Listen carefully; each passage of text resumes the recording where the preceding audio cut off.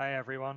Thanks, Magnus. Thanks very much for taking the questions there. Thanks very much to Joe, Mina, and Nigel for some fascinating insights, fascinating presentations. It's been really interesting to listen in to you guys and even to see some of the questions that have come back so far. Looking at the time, as you say, we're kind of a little bit over, so I'll try and make this a wee bit of a whistle stop tour of one of the outputs of the project that we've been developing here. So I'll just pop up my screen here as well and let you see that. Yeah, so my name's Aaron Kernohan. I'm from Action Renewables in Belfast. We're one of the partners in the huge project. Also involved in the Seafuel project, which is another hydrogen project. So it's, this is an area that we see as a massive sort of, we've heard it talked about as the fuel for the future, but it feels to us that we're getting to that future now, and that's been the discussion for a long time. But we feel like it really is tangible, and we can see certain things that are starting to happen, as we've seen in the presentations previously.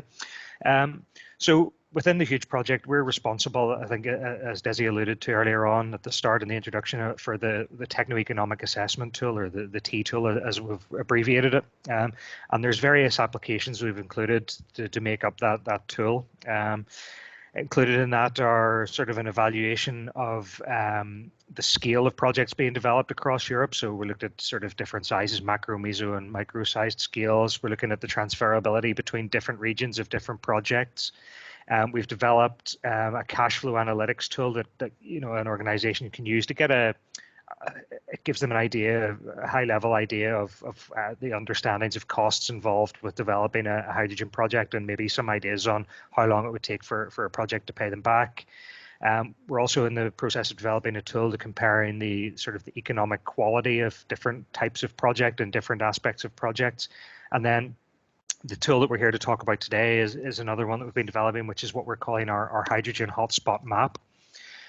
So sort of looking right back at the start, where we're trying to work out, when we were creating the map, what it was that we wanted to show with this map. And to do this, we went right back to the start. So on this slide, you can see what is a schematic of one of the case studies that we're looking at as part of the project, which is based in the Faroe Islands. And on this slide here, you can see the full kind of hydrogen supply chain in relation to that project. So you can see that there's a renewable energy supplier, which is mainly wind, I think a little bit of solar as well. There's some grid transport to get the excess power generated there to a centralized electrolyzer facility. It's there for, it's then converted to hydrogen. Then once the hydrogen is converted, it's transported again down the line to the in this port, or in this case, a port where it's used in hydrogen, or it'll be used in hydrogen fishing vehicles and for heating and that kind of thing. So what that kind of allowed us to do, when we set out to sort of create this map, we kind of decided to try and break this supply chain down into three key areas based on sort of review of various pieces of literature, looking at hydrogen strategies that are being developed, and using this as a sort of baseline for the map. So the first of the three areas we picked out was what we've called hydrogen production and supply. And production and supply obviously relates to the early part of the supply chain, where the renewable energy, your renewable energy is converted into hydrogen through electrolysis. So some organizations that might fall under this definition would likely include, renewable energy generators, the likes of wind farms, solar farms, but also the people who would be creating or building the infrastructure. So the electrolyzer manufacturers, potentially even the renewable energy manufacturers as well. So in this example, using the example here, the company, or the part that fell under this would be the wind farm. And of course, whoever was producing or providing the electrolyzer.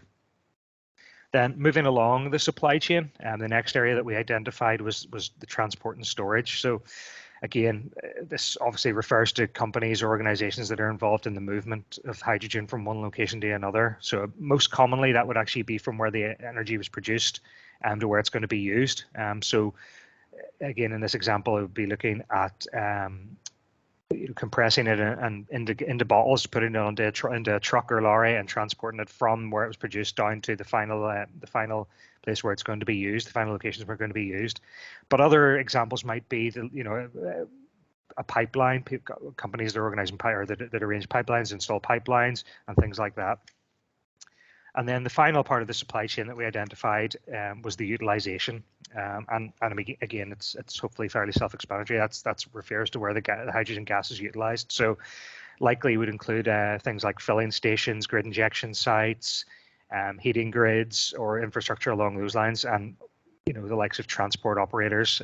So in this example, it would be the marine vehicles, the company that is producing or using the marine vehicles and running them and organizing all that. So once we'd identified those three key areas, we decided to produce an early version of the map and did a sweep around our various project partners to basically identify any organizations they could find within their regions that fitted under each of these headings. Once we'd done that, we collated all the information together, and we fed it into some mapping software and sort of applied a key to it. So for example, we've got production and supplies represented by a green marker, transport and storage by red markers, purple represents utilization, and the yellow, which you can see is actually there's quite a lot of yellow. We'll cover that a little bit later in the presentation, but this allowed us, as I say, to put together an early draft of the map, and you could kind of see at that point some trends. Even at that point, as the map has gone on, we've added more and more. Over the course of the project, we've become more aware of different bits and pieces and added further bits of information to this, and the map's growing, and there's more information showing as we go along. As I say, whenever you look around the map, you can kind of start to pick out some trends, maybe that allow you to see some ideas of things that are happening. So you can zoom in a little bit, and as you can see, just looking at this, there's a range of activities sort of across the central belt of Scotland. There's some activity in the northeast of Northern Ireland that stands out, and it's quite interesting just to see sort of at this point even some collections like that. Another thing that this helps us to identify by using the different colors, you can identify, as an example, where there may be either full supply chains or breaks in supply chains. So for example, you may see that there is a cluster of hydrogen producers but no end use, which might signify that there needs to be some way of connecting those two areas up. So it's just quite interesting to see some of the trends that developed early on in the project. The next thing that you can do with the map is if you zoom in on the map, each of the different spots is clickable. So you can zoom in, go right in and see where something's located, click on it, and you can see some information. So for this example, it's one of the production and supply organizations identified. In this case, again, it's a wind farm in Northern Ireland. It just gives a brief introduction or a brief description and links to sort of the organization's website. You can go in and get further information. Equally, on this one, we can see in this slide, we can see a utilization company, which is First Bus in Aberdeen. Again, with a short description, and it just allows you to see some examples of what's happening, where things are clustered, and what exactly it is they're doing. As we kind of alluded to earlier on, there's a lot of yellow markers across the map, and at this point, it seemed to be the main thing that we could see when we were looking at the map was there was a lot of stuff to do with this particular color. So the yellow maps or the yellow markers refer to organizations carrying out research into hydrogen power and fuels. And at this point, we can see that this is by far the most prominent item on the map, which to me sort of shows that there's a massive amount of interest and research going on, but it's how we can take that to the next stage. So it's really important, I think, that we're able to see that that's what's happening and to see how much activity there is. And it also gives us a bit of confidence that there's a lot of interest, and we're focused on our particular project, but it's nice to see that there's other people out there trying to do similar things or different things, and it's really driving forward the work of the hydrogen, in the hydrogen sphere. And then just moving on, finally, this is really sort of the final slide at this point. The map is now live on the project website. We can see and we are producing a report as we go along to sort of note how things have changed as time has gone on. But there's been a massive evolution from some of the early versions. Early on, we could see there were a lot of sort of spots around places, but there didn't seem to be much connection. But now there's a lot more. We can see more and more activity being added. But obviously, we're kind of constrained as a company and as a project where we're maybe aware of some of the things that are going on, but we don't have a wider knowledge. And that's where hopefully we can maybe key into some of the knowledge that's available in people that are here today. So what we've done, we've created a contact page on the website just below the map. The map's live on the website, and I'll pop the link up to it on the final slide.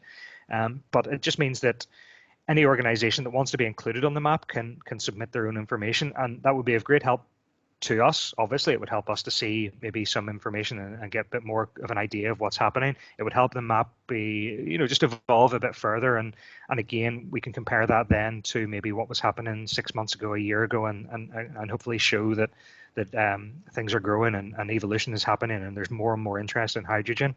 But it also can help potentially your organization if you're willing to put your details up there. It could potentially link you, if, for example, there's a company out there that's got an idea of producing hydrogen, and they go on and they can see that there's organizations either nearby or within the same country that are maybe looking for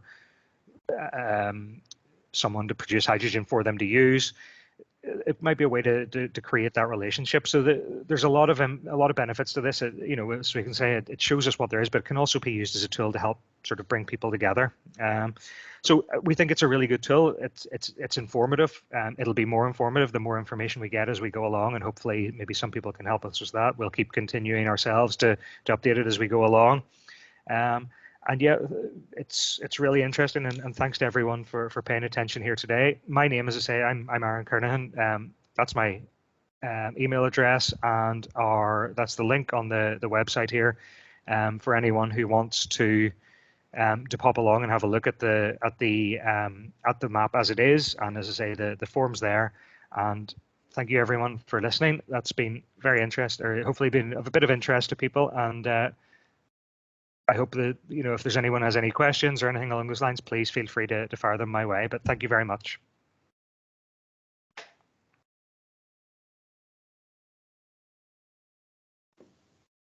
Thank you, Aaron. Magnus, I think we have two more minutes for maybe some last questions. And Magnus, I don't know if you've managed to get them across from the chat for Aaron, and then I'll just finish off.